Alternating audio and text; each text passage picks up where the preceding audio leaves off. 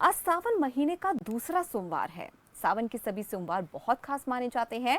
इस दिन शिव जी की पूजा अर्चना की जाती है। वैसे तो साल भर के सभी सोमवार शिव जी की आराधना के लिए उत्तम माने जाते हैं, लेकिन सावन महीने में सोमवार का महत्व और ज्यादा बढ़ जाता है। सावन में सोमवार के दिन व्रत रखने से भगवान शिव के साथ माता पार्वती का भी आशीर्वाद हासिल होता है। हिंदू पंचांग के मुताबिक आपको बता दें कि 4 जुलाई से सावन का महीना शुरू हो चुका है। वहीं सावन महीने का समापन 31 अगस्त को होगा। इस साल मल मास पड़ने के चलते कुल 59 दिनों का सावन होगा। इसके लिए सावन महीने में कुल 8 सोमवार होंगे, जिसमें अंतिम सोमवार 28 अगस्त को होगा।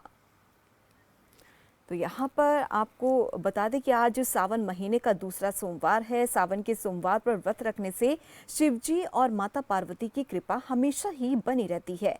वैसे तो सावन के सभी सोमवार बहुत ज़्यादा उत्तम माने जाते हैं, लेकिन इस बार सावन का दूसरा जो सोमवार होता है बहुत ही खास माना जाता है। और आपको ये भी बता दें कि आज इसी कड़ी में सुबह से ही मंदिरों में लंबी लंबी कतारें देखने को मिल रही है। और ये भी कहा जा रहा है कि 4 शुभ संयोग बनते हुए नजर आ रहे हैं। इस साल सावन के दूसरे सोमवार पर 4 शुभ संयोग बन रही है। इस दिन सावन की हरियाली अमावस्या और सोमवती अमावस्या है। इसके अलावा रुद्राभिषेक के लिए शिववास और पुनर्वसु नक्षत्र भी है। इसके अलावा 17 जुलाई के दिन सोमवार को सावन महीने की अमावस्या तिथि है, जिसे हरियाली अमावस्या भी कहा जाता है। ऐसे में सावन के दूसरे सोमवार पर हरियाली अमावस्या का संयोग बना हुआ है और आज के दिन स्नान और दान करने के अक्षय पुण्य की प्राप्ति होती है। तो आप तस्वीरों में भी देख सकते हैं कि सुबह से ही मंदिरों में लंबी लंबी कतारें लगी हैं। लोग आज के दिन व्रत रखते हैं और हर तरीके से पूजा पाठ के जरिए भगवान शिव को प्रसन्न करने की पूरी कोशिश करते हैं। तो सावन का दूसरा सोमवार है, बहुत खास माना जाता है शिव भगवान के लिए। और आज हम जानेंगे इस खास कार्यक्रम में कि आखिरकार सही विधि विधान क्या है, सही तरीका भगवान शिव को प्रसन्न करने का सही तरीका क्या है। तो हमारे साथ इस खास कार्यक्रम में आपको बता दें कि आचार्य जी जुड़ गए हैं। आचार्य जी, बहुत बहुत स्वागत है खबर फास्ट पर आपका। धन्यवाद जी आचार्य जी, सबसे पहले आपसे जानेंगे कि आखिरकार सोमवार सावन का जो होता है इतना खास क्यों होता है, इतना पवित्र क्यों होता है, क्या मायने हैं इसके? हाँ, तो जैसे कि सावन की बात करें हम, तो ये जो सावन माह पड़ता है, ये ऋतुओं के बीच का समय है। जैसे सब लोग गर्मी से तपन से उब जाते हैं, उसके जी बाद एक सुनहरे मौसम की शुरुआत होती है। इस प्रकार हमारे शरीर में विविध ताप ताप बताए गए हैं, 3 प्रकार के ताप होते हैं। तो उन तापों का भी अगर हम मध्यम काल मान लिया जाए तो ये मध्यम काल है। उस मध्यम काल की शांति के लिए सावन मास महत्वपूर्ण माना गया है। जी, शिव भगवान को अगर प्रसन्न करना चाहे तो पूजा करने का सही तरीका क्या है, क्या कुछ इसका विधि विधान है? जी, जैसा कि विद्येश्वर संहिता में कहा गया है, 5वें अध्याय के पहले श्लोक में, श्रवणादित्र के आशक्तो लिंगम वैर च शंकरम संस्थापाय नित्यम अभिचर्य तरेत संसार सागरम। सूत जी शौनक ऋषियों से बोल रहे हैं, जो श्रवण कीर्तन और मनन इन तीनों साधनों के अनुष्ठान में असमर्थ हो, वह भगवान शंकर के लिंग और मूर्ति की स्थापना कर नित्य उसकी पूजा करके संसार सागर से पार हो सकता है। ये जो हम आप लोगों का प्रश्न है, यही शौनक ऋषि का प्रश्न है और सूत जी उत्तर दे रहे हैं। जी आचार्य जी, आपसे जानना चाहेंगे पूजा करते वक्त या फिर सावन के पूरे महीने में, और इस बार तो 2 महीने का सावन होने जा रहा है, तो ऐसे में किन बातों का ध्यान रखना बहुत ज्यादा जरूरी है? ये जो वर्ष सन 2023 चल रहा है जी, ये सब प्रकार की योग की दृष्टि से बहुत महत्वपूर्ण वर्ष है। इसमें जो योग बन रहे हैं, बड़े अच्छे योग बन रहे हैं। और इस बार का जो बुद्ध है, राजा बुद्ध है, वो सुख शांति और समृद्धि लोगों में देगा। लेकिन जो पड़ोस के देश हैं, उस पड़ोस के देशों में थोड़ा सा वैमनस्य रहेगा। यह स्थिति इस वर्ष की रहेगी। और किस प्रकार हम पूजा करें कि हमारे त्रिविध ताप जो है वो नष्ट हो जाए, उसके लिए जो शिव जी का अकल और सकल स्वरूप बताया गया है, जी, तो उसके विषय में हम थोड़ा सा बात कर लें, तभी समझ पाएंगे कि शिव की उपासना साकार रूप से कैसे की जाए और निराकार रूप से की जाए। बिल्कुल। तो उसके साकार निराकार रूप के पहले ही अगर हम जो लिंग की पूजा करते हैं, अगर उसके विषय में थोड़ा सा चिंतन कर ले तो विषय बहुत सरल हो जाएगा। तो 11वें अध्याय के 55वां श्लोक बताता है शिव पुराण का, लिंगस्तस्त सतम पुण्यम क्षेत्रे मनुष्य के विदुः और 17 मात्रम पुण्य क्षेत्र तथाशुके। जो मनुष्य के द्वारा स्थापित लिंग होता है, वो उसके हाथ से 100 हाथ तक का जो क्षेत्र होता है वो पूर्ण क्षेत्र माना गया है। ऋषियों के द्वारा स्थापित जो शिवलिंग होता है, उसके 1000 हाथों के व्यास के जो क्षेत्र होते हैं वो पूर्ण क्षेत्र कहे जाते हैं। इसी प्रकार देवताओं द्वारा स्थापित लिंग के चारों ओर 1000 हाथ तक का क्षेत्र पूर्ण क्षेत्र होता है। और जो स्वयंभू लिंग के चारों ओर 1000 धनुष तथा 4000 हाथ के क्षेत्र को पूर्ण क्षेत्र माना जाता है। यह लिंग की स्थापना का विषय है कि पूर्ण क्षेत्र किसको हम मानते हैं। उसके अंतर्गत कोई भी पूजा पाठ करता है तो उसका जो पुण्य है उसको अत्यधिक महत्व मिलता है। अब हम सकल और अकल रूप का वर्णन करते हैं, जिसके अनुसार हम लिंग की स्थापना या पूजा करते हैं। जी, तो ये 5वें अध्याय के 11वें श्लोक में बताया गया है, रूपस्तात सकलम तस् अस्मात् सकल निष्कलः अनिष्कल तन्वारे निराकरम लिंग तस्य समागतम। रूपवान होने के कारण उनको शकल कहा गया है। शिव जी को रूपवान होने के कारण शकल कहा गया है, इसलिए वह शकल और निष्कल दोनों स्वरूप में है। तो जो हम सावन में पूजन करते हैं वो शिव के सकल स्वरूप का पूजन नहीं करते हैं, हम लोग निष्कल निराकार स्वरूप का पूजन करते हैं जी, जिससे हम लिंग स्थापना करते हैं। और वही जो लिंग स्थापना करते हैं वही ईश्वर का हमारा जो है वो निराकार है। अब उनको ब्रह्म क्यों कहा गया है, इसके विषय में हम थोड़ा चर्चा कर लें। तो ये सकल और अकल रूप से बना हुआ उनका ब्रह्म स्वरूप है। जी, ये 5वें अध्याय का 12वां श्लोक बताता है, सकल तथा वैरम साकारम तस्य संगतम और सकल कर रूपाताश ब्रह्म शब्दाभि परा। सकल और अकल रूप होने के कारण ही वो ब्रह्म है और ब्रह्म शब्द कहे जाने वाले परमात्मा है, इसलिए हम उनके लिंग के निराकार रूप की उपासना करते हैं। जी। आचार्य जी, आपसे जानना चाहेंगे, जब भी हम पूजा करते हैं भगवान शिव की, तो क्या क्या चीज उन्हें चढ़ानी चाहिए ताकि वो प्रसन्न हो सके और आने वाले समय में अच्छा लाभ मिल सके?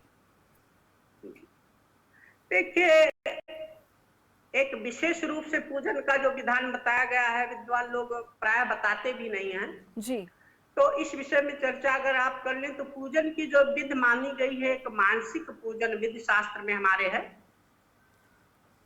तो अगर हमारे पास कोई भी प्रकार की सामग्री ना हो और हम चिंतन मनन और पवित्र मन से जैसे हम सोचें, तो अगर पवित्र मन से हमारे पास कुछ भी ना हो तो हम ये सोचें कि श्री को हम बहुत सुंदर सुंदर आभूषण जड़ित रत्न और नवरत्न जड़ित उनको हम श्रृंगार चढ़ा रहे हैं, तो ऐसा भी शिव का हम पूजन कर सकते हैं।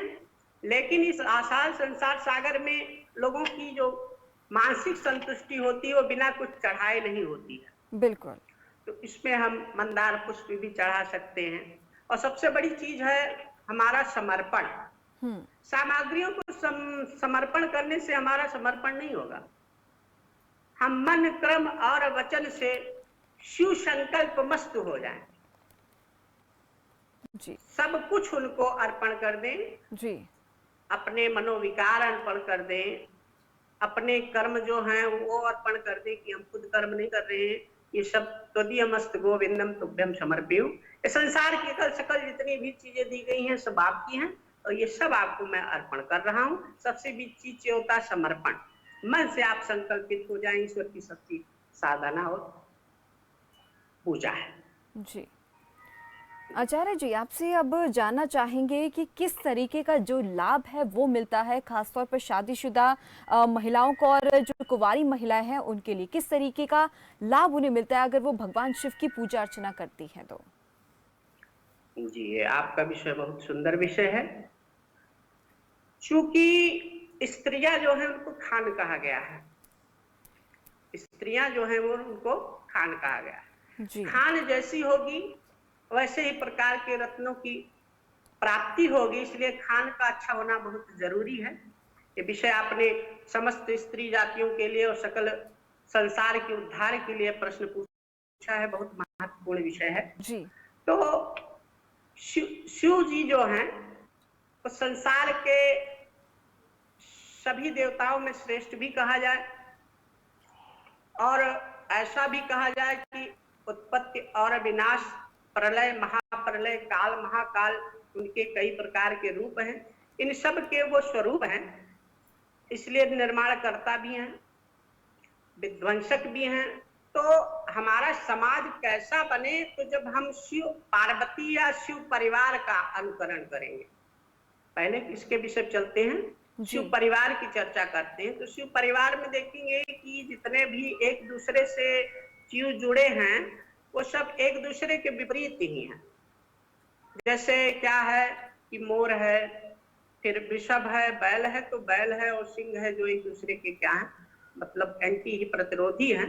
लेकिन फिर भी अगर जो पालन करता होगा वो शिव जैसा होगा तो परिवार क्या होगा, मंगलमय होगा। तो हम शिव की आराधना करने से सबसे बड़ी चीज ये हमको मिलती है, स्त्रियों में ये मिलता है, पतिव्रत धर्म का पालन। पतिव्रत धर्म का पालन, पतिव्रत धर्म का पालन करने के लिए मतलब पति कैसा भी हो वो शिव सा हो। शिव सा हो मतलब शिव अवधर दानी भी कहे गए हैं। अगर आप कुछ भी मांगेंगे तो वो दे देंगे, चाहे पुत्र मांगेगा, पुत्री मांगेगी या पत्नी ही मांगेगी। तो शिव की आराधना इसलिए कहा जाता है कि जो पति मिले वो शिव सा मिले। इसीलिए शिव को कुंवारी स्त्रियां भी अच्छी तरीके से पूजन करती हैं और पतिव्रत स्त्रियां भी शिव का पूजन करती हैं। जी आचार्य जी, अगर पूजा के समय की अगर हम लोग बात करते हैं तो आज का शुभ मुहूर्त क्या है, कौन सा समय सही रहेगा भगवान शिव की पूजा अर्चना करने के लिए, खासतौर पर अगर जो लोग रुद्राभिषेक करना चाहते हैं? बात ऐसी है कि 4 जुलाई से लेकर और 21 अगस्त का जो समय है जी, इसमें शिववास माना गया है कि इतने 58 दिनों में शिव का वास हमेशा सतत बना रहेगा।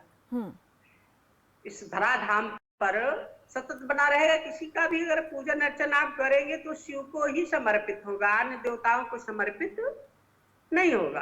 आज का जो सोमवार है पुष्योमती अमावस्या भी है जी, तो इस वजह से भी ये बहुत महत्वपूर्ण विषय है।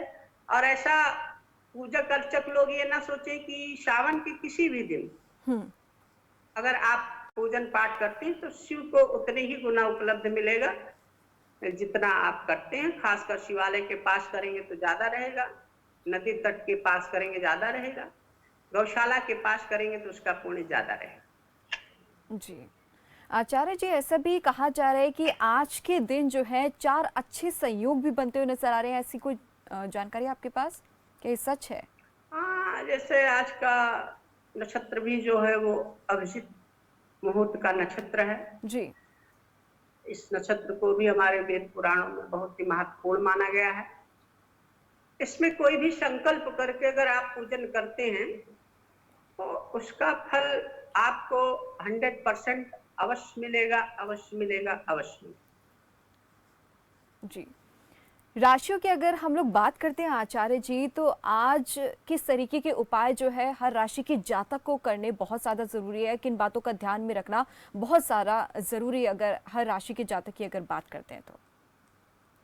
देखिए, अभिजीत जो नक्षत्र होता है, ये सभी को जीतने के लिए स्वतः होता है।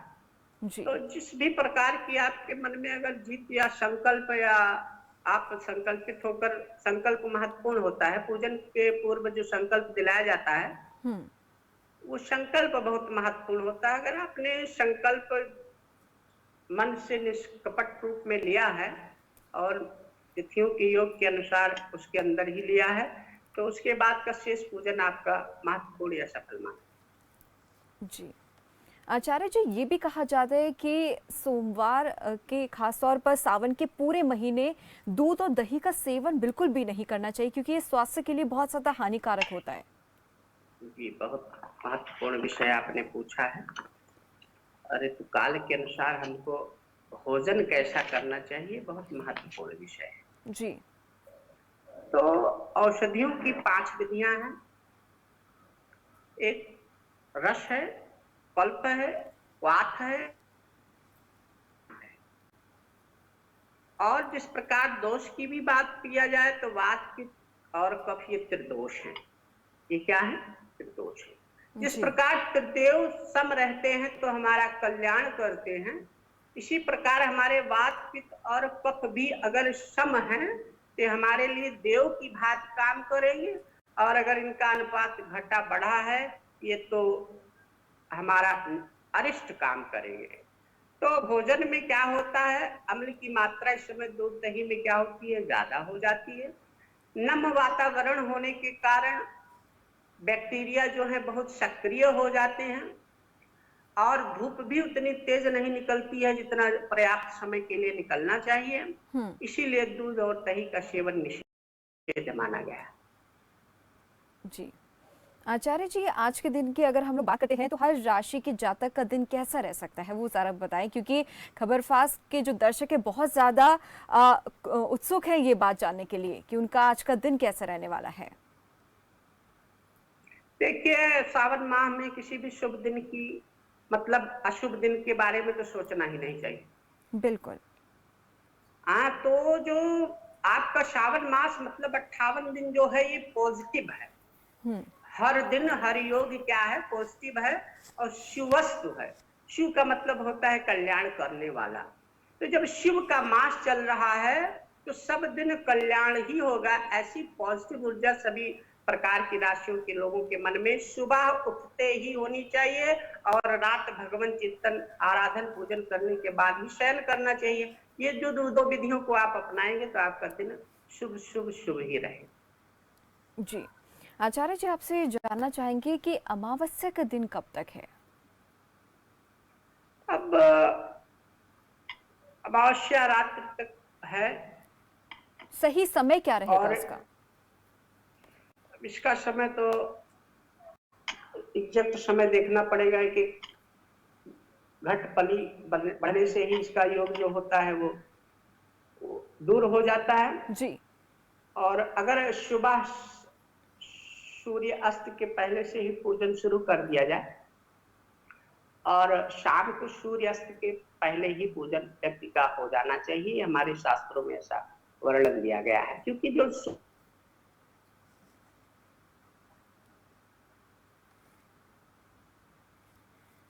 क्षरण होता है, तो जो पूजा पाठ विधान बताया गया है, इस सूर्य जी। प्रातः काल गया है, इस सूर्य प्रातः काल सूर्य उदय से लेकर के और सूर्यास्त के पहले के ही समय में बताया। जी। आचार्य जी, ऐसे कहा जाता है कि शिव भगवान जो है चंद्रमा के बहुत ज़्यादा करीबी माने जाते हैं, लेकिन जिन लोगों का चंद्रमा बहुत ज़्यादा कमज़ोर होता है तो उनके लिए क्या कुछ खास विशेष उपाय हैं, क्या कुछ उन्हें करना चाहिए सावन के महीने में। श्रावण माह क्या है, बहुत महत्वपूर्ण माह है। इस माह में व्यक्ति को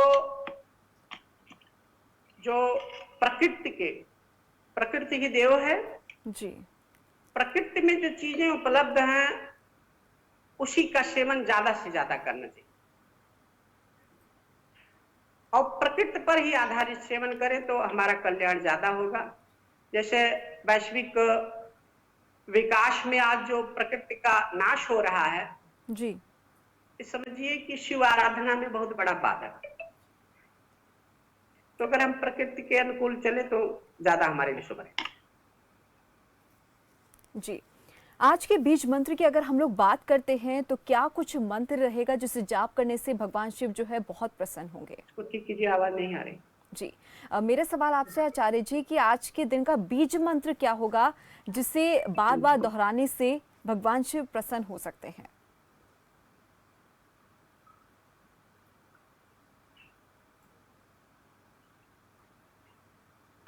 आचार्य जी, मेरी आवाज आप तक पहुंच रही है? आवाज नहीं आ रही। तो लगातार संपर्क करने की कोशिश कर रहे हैं हम आचार्य जी से, और जैसे कि आचार्य जी ने विस्तृत जानकारी दी है कि आज के दिन हमें क्या कुछ खास करना चाहिए, क्या नहीं करना चाहिए, और किस तरीके से भगवान शिव की पूजा अर्चना करनी चाहिए जिससे कि हर मनोकामना जो है आपकी पूरी हो सके, इसको लेकर भी जानकारी दी गई है आचार्य जी की तरफ से। और ऐसे में अब उनसे ये जानेंगे कि आखिरकार आज का बीज मंत्र क्या है जिसका जाप करने के बाद भगवान शिव को प्रसन्न किया जाता है। और आपको ये भी बता दें कि आचार्य जी ने आज हमें ये भी बताया है कि किस तरीके से पूजा करने से कैसा लाभ मिलता है, खासतौर पर शादीशुदा महिलाओं को और कुंवारी महिलाओं को किस तरीके का लाभ जो है भगवान शिव की तरफ से मिलता है, और हमें किन बातों का ध्यान रखना बहुत ज़्यादा ज़रूरी है, इसके बारे में भी जानकारी दी गई है। तो आपको बता दें कि आज जो है 4 संयोग अच्छे बनते हुए भी नजर आ रही हैं। इसमें क्या कुछ करना बहुत ज़्यादा ज़रूरी होता है, इसको लेकर भी जानकारी दी है। और साफ सुथरे तरीके से, साफ मन से भगवान शिव की हमेशा से ही पूजा अर्चना करनी चाहिए। और सावन का जो सोमवार है बहुत ज़्यादा ये महत्वपूर्ण होता है, इसका बहुत ज़्यादा महत्व माना जाता है सावन महीने में। तो इस बार जो है आपको बता दें कि 2 महीने का सावन होने जा रहा है। 28 अगस्त को आखिरी सोमवार होगा और 31 अगस्त को ये जो सावन महीना है वो चलता रहेगा। तो कुल 2 महीने का ये सोमवार बताया जा रहा है, सावन बताया जा रहा है। चलिए आचार्य जी हमारे साथ एक बार फिर से जुड़ गए हैं। आचार्य जी, आपसे जानना चाहेंगे कि आज का बीज मंत्र क्या है जिसका जाप करने से भगवान शिव को प्रसन्न किया जा सकता है? देखिए, बीज मंत्रों की बात करें तो स्त्रियों और पुरुषों के लिए अलग अलग, जी, स्त्रियों और पुरुषों के लिए अलग अलग हैं। जो हमारे 11वें अध्याय के 12वें श्लोक पे बताया गया है, द्विजानां च नमः पूर्यं मनुष्यां च नमो अनंतकम स्त्रियाणां च केदिच्छन्ति नमो अन्ति च यथा विधि। द्विजों के लिए क्या होता है, नमः शब्द पूर्व में आता है, यानी नमः शिवाय के उच्चारण का विधान है। जी, द्विजेतरों के लिए, द्विज से जो अन्य लोग हैं, उनके अंत में नमः शब्द पद के प्रयोग की विधि है। स्त्रियों के लिए कहीं कहीं विधि पूर्वक अंत में नमः जोड़कर उच्चारण किया जाए, अतः वो नमः शिवाय का जाप करें। जी। तो आचार्य जी ने जैसे कि आप सभी को मंत्र बताया है, इस मंत्र का जाप करने से भगवान शिव को प्रसन्न किया जा सकता है। और सही तरीके से जाप करना बहुत ज़्यादा ज़रूरी है, साफ मन से ज़रूर जाप करें। आचार्य जी, मेरा अगला सवाल आपसे ये है कि किन बातों का हमें ध्यान रखना चाहिए कि ये बातें हमें बिल्कुल भी सावन के समय नहीं करना चाहिए, खासतौर पर पूजा करते वक्त? देखिए, पूजा करने का जो विधान है वो पहले हम जो 3 प्रकार के आचमन करते हैं, जी, ओम केशवाय नमः, ओम माधवाय नमः, ओम नारायणाय नमः। यानी हमारा जो बाहरी प्रवेश है वो स्नान से तो शुद्ध हो जाता है, लेकिन जो हमारे अंदर दोष है उनकी शांति के लिए ओम केशवाय नमः, ओम माधवाय नमः, ओम नारायणाय नमः का हम आचमन करते हैं, जल को हाथ में लेकर के और उसका पान करते हैं। जी, तो हमारे जो रज सत और तम गुण हैं वो शांत हो जाते हैं। जब ये तीनों गुण हमारे जब शांत हो जाएंगे तभी हमारा जो शरीर है वो शांत होगा, और शांत शरीर से ही अच्छे चिंतन मनन का जो योग होता है वो शुरू होता है। तो हो सके हम उसके पहले प्राणायाम करके तब शुरू करें तो ज्यादा हितकारी रहेगा। जी। आचार्य जी, पूजा करते वक्त जैसे कि हम लोग देखते हैं कि आजकल की ज़िंदगी जो है बहुत ज़्यादा भागदौड़ वाली है। तो कभी महिला पूजा करती है, कभी अकेले पुरुष पूजा करते हैं, लेकिन भगवान शिव और पार्वती की अगर पूजा करनी है, उनके तरफ से जो अच्छा लाभ है वो हासिल करना है, तो उसके लिए क्या महिला और पुरुष शादीशुदा जोड़े का होना ज़रूरी है? बहुत महत्वपूर्ण विषय आपने रखा है। और आजकल जो लोगों के बीच में दूरियां होती जा रही हैं, इसके परिपेक्ष में तो ये विषय आपने बहुत ही विश्वव्यापी विषय रख दिया है। जी। जैसे विकास की दौड़ में आजकल क्या है, सभी लोग भाग रहे हैं। तो इसके भी विषय में बहुत महत्वपूर्ण विषय है। गृहस्थों के लिए कहा गया है, जो शादीशुदा हैं वो किसी भी कार्य को करने के लिए लक्ष्मी जो है सदा दाहिने होनी चाहिए। उनके पूजा के समय उनके दक्षिण भाग में आपके साथ स्त्री का होना बहुत शुभ माना गया है। अब अगर हम पुराणों के विषय में चलें तो श्री रामचंद्र जी ने जब रामेश्वर की स्थापना कर रहे थे, जी। श्रावण महीना चल रहा है, इसका भी महत्वपूर्ण विषय है, तो उस समय सीता जी उनके साथ में नहीं थी। और उस प्राण प्रतिष्ठा के समय मंत्रों से आवाहित करके और स्वर्ण की मूर्ति को रख करके, सीता स्वरूप स्वर्ण की मूर्ति को दाहिने रख करके, तब उस समय रामेश्वरम का पूजा हुआ था। तो ईश्वर प्रसन्न हुआ था। इसलिए जिनके पास स्त्रियां हैं वो स्त्रियों के साथ ही भगवान अर्चन पूजन करें या कोई भी मांगलिक कार्य करें। बिल्कुल बिल्कुल आचार्य जी, बिल्कुल आपने सही कहा, क्योंकि जिस तरीके से सालों से भगवान के शिव की पूजा करने से अच्छा लाभ मिलता है, तो शादीशुदा जोड़े होने का बहुत ज़्यादा ज़रूरी होता है कि वो एक साथ ही पूजा करें ताकि आने वाले समय में अच्छा लाभ मिल सके। चलिए, बहुत बहुत धन्यवाद आचार्य विकास मुनि महाराज जी, आप हमारे साथ जुड़े और कीमती वक्त आपने हमें दिया है। तो ये थे हमारे साथ आचार्य जी, जिन्होंने बताया कि क्या कुछ विधि विधान है, किस तरीके से हमें पूजा अर्चना करनी चाहिए भगवान शिव को प्रसन्न करने के लिए, और किन बातों का ध्यान में रखना बहुत ज्यादा जरूरी है। तो चलिए, फिलहाल के लिए हमारे साथ इस खास कार्यक्रम में बस इतना ही। देखते रहिए खबर फास्ट। दीजिए मुझे इजाजत। नमस्कार।